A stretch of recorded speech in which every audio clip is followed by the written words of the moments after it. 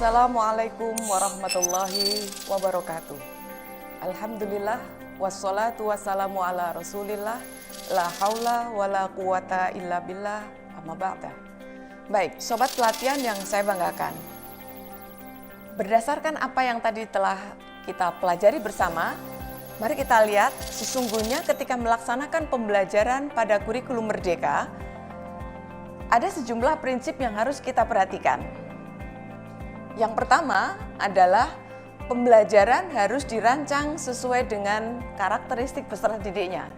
Telah saya sampaikan tadi ya, jadi guru harus melaksanakan asesmen awal agar diketahui kemampuan dan kebutuhan belajar peserta didik itu seperti apa, karakteristiknya jangan diabaikan agar bisa memfasilitasi peserta didik. Berikutnya adalah membangun pembelajar sepanjang hayat. Sobat pelatihan, peserta didik sesungguhnya belajar itu bukan kepentingan mereka hari ini saja, tapi belajar mereka di dalam kelas bersama guru dan rekan-rekan mereka di ruang-ruang belajar itu hakikatnya adalah untuk menyiapkan dan memberikan bekal mereka agar selanjutnya pengetahuan maupun keterampilan yang mereka miliki itu bisa menjadi bekal bagi mereka. Bekal untuk bersosialisasi, bekal untuk melanjutkan pendidikan selanjutnya, maupun bekal untuk dia menjadi bagian dari komunitas masyarakatnya, komunitas bangsa dan negaranya, sehingga apa yang sudah sobat pelatihan pelajari bahwa sesungguhnya manusia adalah khalifah fil ard. Jadi arah dari pembelajaran harus menyiapkan itu semua. Baik, sobat pelatihan. Berikutnya adalah prinsip agar mendukung pengembangan kompetensi dan karakter secara holistik. Sobat pelatihan, bahwa aktivitas pembelajaran itu kiranya seorang guru tidak hanya berorientasi mentransfer materi saja. Karena ketika seorang guru melaksanakan pembelajaran dengan orientasi atau tujuan sekedar menyampaikan materi kepada siswanya, maka sesungguhnya guru itu sudah kalah dengan HP, Android. Karena semua pengetahuan itu bisa didapat oleh peserta didik ketika mereka kreatif, karena ini memang era dan zaman mereka. Maka yang lebih diharapkan bagi seorang guru saat melaksanakan aktivitas pembelajaran adalah mengembangkan kompetensi peserta didik yang nantinya bisa menjadi bekal mereka untuk menjadi pembelajar sepanjang hayat. Itu yang pertama. Yang kedua adalah juga sekaligus mengembangkan karakter. Jadi jangan sampai pembelajaran itu hanya ditujukan untuk mentransfer materi, tapi pengembangan karakter itu agak diabaikan atau dinomorduakan karena guru cenderung terbebani untuk menyelesaikan atau menghabiskan materi. Dan yang lebih memprihatinkan lagi, sudah orientasinya menyelesaikan materi, fokus guru nanti hanya fokus pada sebuah buku. Maka nanti pengetahuan siswa atau peserta didik tentu akan hanya berhenti pada sebatas apa yang ada di dalam buku yang dia jadikan sebagai acuan pembelajaran. Baik, berikutnya adalah dirancang secara kontekstual dengan melibatkan orang tua maupun komunitas sebagai mitra. Sobat pelatihan, aktivitas pembelajaran yang saat ini diikuti peserta didik sesungguhnya bukan hanya untuk digunakan hari ini, tapi untuk kehidupannya. Dan karena peserta didik itu merupakan bagian dari masyarakat, maka konteks-konteks permasalahan maupun aktivitas pembelajaran harapannya juga menjadi aktivitas yang nyata, bisa dipahami dengan mudah dan bisa memberikan bekal-bekal yang mereka perlukan dalam kehidupan mereka. Jadi kontekstualisasi pembelajaran itu menjadi sesuatu yang sangat penting. Ini menjadi salah satu PR guru. Ketika guru merasa memiliki keterbatasan karena berbagai hal, apakah karena cara dan strategi untuk membantu agar siswa itu bisa belajar efektif, atau karena waktu yang terbatas, atau karena kelengkapan sarana pendukung pembelajaran juga terbatas, maka disinilah peran penting dari orang tua maupun pihak lain yang bisa diajak berkolaborasi membantu agar peserta didik dapat belajar secara efektif. berikutnya, dan ini merupakan bagian dari prinsip yang menjadi ciri khas kemadrasahan kita, adalah semua aktivitas pembelajaran hendaknya ada nilai ibadah dan berorientasi pada masa depan. Jadi apapun yang sedang dipelajari oleh peserta didik di kelas, apakah dia belajar misalnya matematika, dia belajar olahraga, dia belajar Quran, hadis, semuanya harus diorientasikan untuk masa depannya. Masa depan di sini bukan masa depan misalnya saat ini dia siswa sanawiyah atau MTS untuk kepentingan belajar di Aliyah, bukan hanya itu. Tapi masa depan di sini adalah masa depan setelah kehidupan ini, yaitu untuk kepentingan di akhiratnya. Maka dimensi ukhrawi menjadi sesuatu yang sangat penting. Terakhir, PDBK. Tadi kita sudah singgung, ketika di kelas terdapat PDBK, maka pendidik perlu memberikan layanan pembelajaran yang tentu diawali dari perancangannya. Kita perlu mengenal ada istilah sobat pelatihan, yaitu akomodasi kurikulum. Jadi terdapat PDBK di kelas, mereka berhak mendapatkan layanan akomodasi kurikulum. Ada dua hal setidaknya.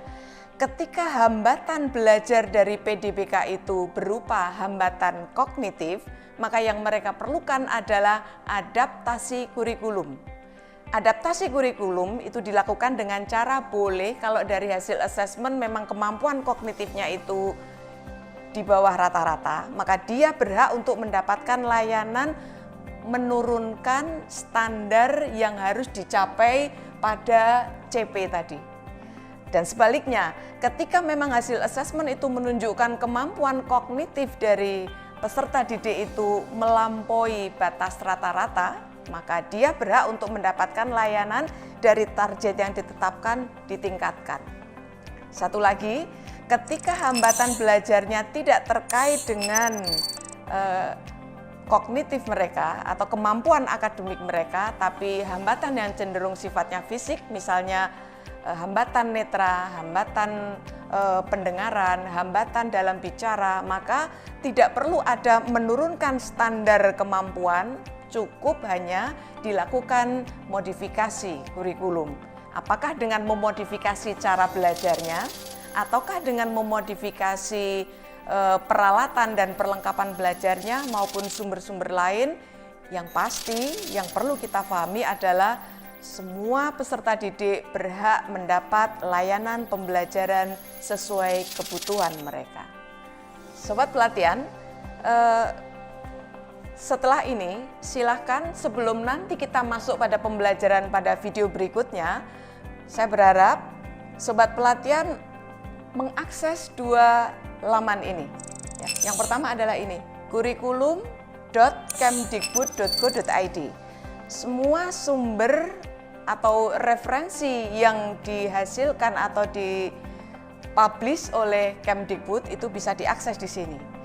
Adapun untuk yang produk Kementerian Agama, silakan akses pada sikurma.kemenak.go.id. Sekilas akan saya tunjukkan seperti apa tampilannya. Ya, sobat pelatihan, inilah tampilan laman website dari Pusat Kurikulum Kemdikbud. Ini alamatnya tadi, kurikulum.kemdikbud.go.id. Di sini sobat pelatihan nanti ketika tugas sobat pelatihan sebagai guru misalnya adalah mengampu mata pelajaran umum, maka nanti capaian pembelajaran untuk mapel umum silahkan diakses dari sini, yaitu dari sini kita geser ke atas, kita cek ini ada pelajari lebih lanjut,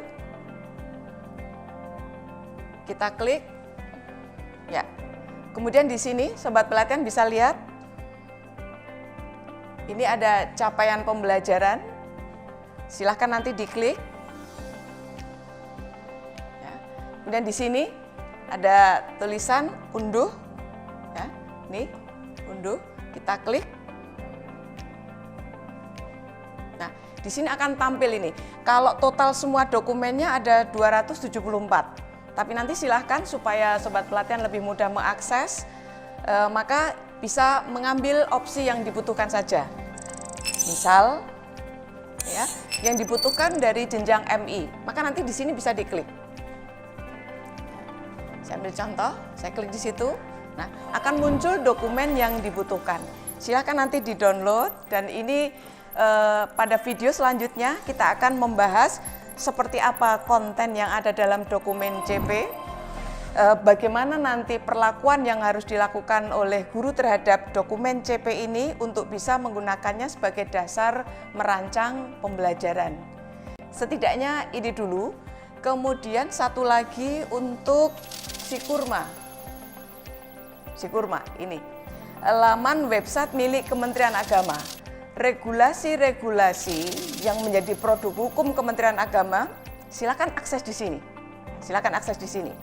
Kita lihat, misalnya bulan lalu itu sempat ada sosialisasi dan BIMTEK daring dari Kementerian Agama, dalam hal ini Direktorat KSKK. Sobat pelatihan bisa akses dari sini. Ini untuk penyusunan instrumen assessment, baru saja berlangsung kemarin ya. Ini untuk BIMTEK. Materinya bisa diakses di sini.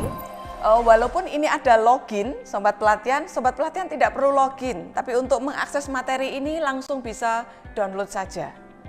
Kemudian sebelah kanan ini juga ada, kita bisa lihat, misalnya ini ada contoh-contoh TP-ATP untuk berbagai mapel. Kalau misalnya yang dicari belum ketemu, bisa klik di sini. Nih, banyak sekali nih yang bisa diakses nih, contoh modul, kemudian panduan-panduan, ada panduan P5, ada panduan pembelajaran assessment. Saya berharap sobat pelatihan mendownload file ini. Jadi untuk memperjelas apa yang kita pelajari, silahkan download ini. Panduan pembelajaran dan assessment, di sana nanti semua yang saya sampaikan itu bisa dibaca secara lebih detail melalui panduan ini. Dan nanti kita akan juga bisa memperoleh contoh-contohnya. Ya, nih misalnya nih ada contoh pengembangan TP-ATP, ini untuk mapel SKI, ini VK. Kita geser lagi. Ini ada bahasa Arab, ini ada akidah, dan seterusnya. Baik, sobat pelatihan yang saya banggakan, untuk kesempatan kali ini saya rasa cukup. Nanti kita akan lanjutkan pada sesi berikutnya, dan saya berharap sebelum nanti mengikuti sesi berikutnya, sobat pelatihan telah mendownload CP dari masing-masing mapel, ya, terutama mapel yang menjadi tugas dari sobat pelatihan semuanya. Terima kasih. Selamat mempelajari CP, dan contoh-contohnya barangkali sudah bisa diakses dari laman tadi. Pada video berikutnya kita akan membahas secara lebih detail agar hasil bacaan dari sobat pelatihan bisa kita konfirmasi dan mendapat penguatan dari video pembelajaran kali ini. Terima kasih. Assalamualaikum warahmatullahi wabarakatuh.